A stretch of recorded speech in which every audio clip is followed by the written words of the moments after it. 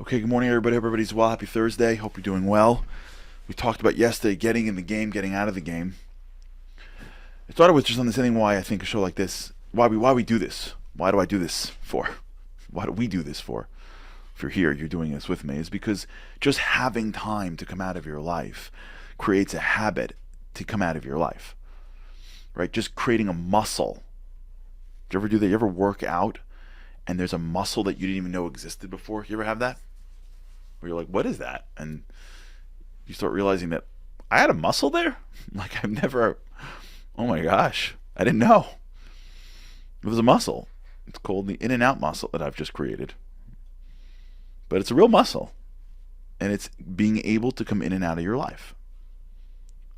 It's like the lenses. You click the lenses in and out, in and out, in and out. Right? The ability to come in and out of your life. And by creating a muscle that allows you to do that, you're able to always be able to gain perspective. So that you're able to make better decisions in life and able to gain greater insight as to what to do. And so you don't lose your time. Right? This is the beginning of what we spoke about just 2 days ago, about this idea of big goals and vision that excites you and inspires you. Remember the fire in the forest. The ability to pull out and think about things globally sometimes changes how you act individually. The macro impacts the micro. And so many times as you're pulling out a little bit, just as you're having that perspective, you're able to just go in and out of life. You're able to be in a moment, and in that moment feel certain things and think certain things. And then at a given time, usually, you can pull out and gain perspective. For those that journal know what I'm talking about. That's what journaling does. Journaling enables you to take a time during your day and look at your day, go above and go on your life, so that you can train yourself to get perspective. Even if everything that you're putting in the journal, there's nothing in your journal that's like, brilliance. It just doesn't matter. You're giving yourself, you're forming a habit to gain perspective. That's where prayer is so powerful, believe it or not, because you're pausing your day to connect to something deeper. What ends up happening is you end up reflecting during that time as well. Holidays, weekends, Shabbat, all these things that you have in your life that are breaks to your day are incredibly powerful if they're used properly, because they create this habit of in the life, on the life, in the life, on the life, so that when you're in a moment, you can own the moment. And why is it so critical for? So I just want to add another concept, and then maybe next week we'll be able to sort of circle them back. But I want to add one more concept today. It's called the dilution of hours. I think we've spoken about it here before. Dilution of hours. What is that? What's one of the greatest? It's actually one of the greatest and most underrated killers of corporate achievement. Is called dilution of hours. And here's how it works. You only have a certain amount of hours you get out of your employees. You pay per hour. At the end of the day, even if you don't pay them a certain, even if they have an annual salary, you can break it down by hours. Right? You have only a certain amount of employees, and they only have a certain amount of hours that they're going to give to your company, right?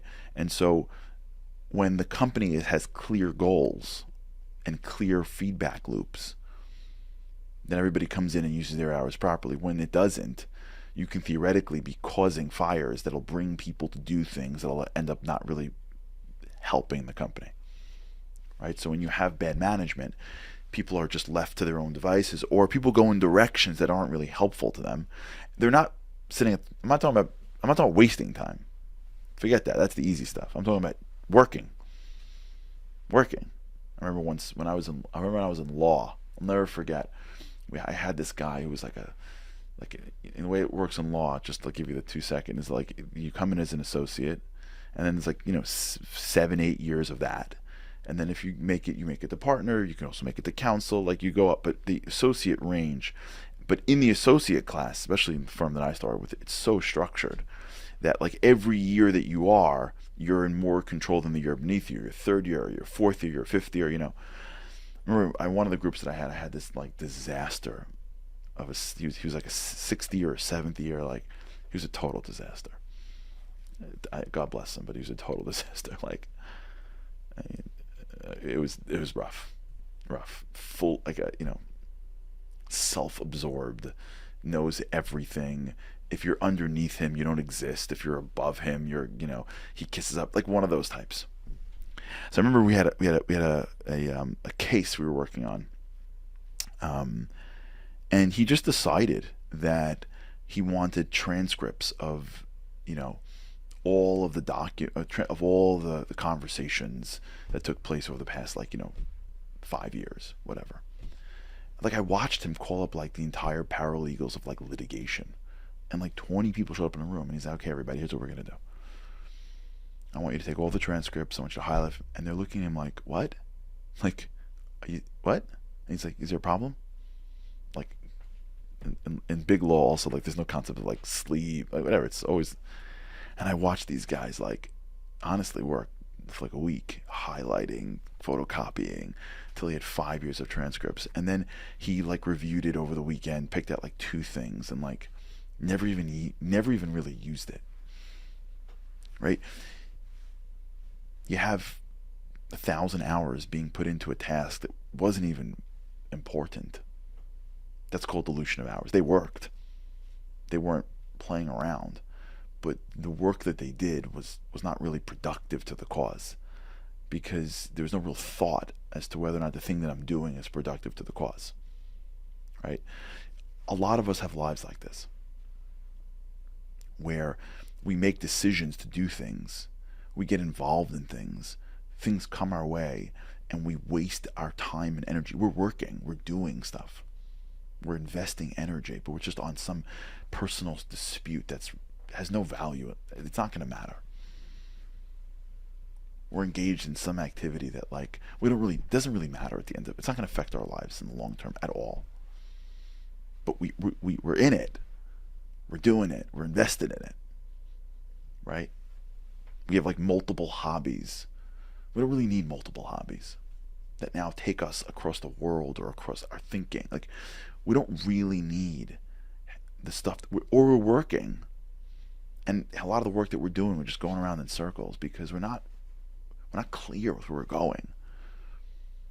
So when you don't have perspective, you get bounced around, and you get sucked into things, and you find yourself putting in real energy.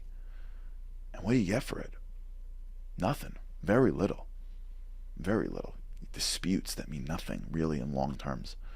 Really. Fighting and miscommunications and spending for no reason, to only have to make more money, to like all that stuff. It's just a path of dilution of hours. You've taken the hour, because you only have a certain amount of hours on this earth. It's all you get. We don't know how many, but like we only get a certain amount of hours on this earth, and we're diluting it. All right, we'll talk about this. Have a great weekend, everybody. Spend some time getting out of life to look at life. Where am I going? What do I want to accomplish? What are the greatest things that I can accomplish in my life? Am I spending my time doing that? Let's get macro. All right. Shabbat shalom. Have a great weekend. Look forward to seeing you next week.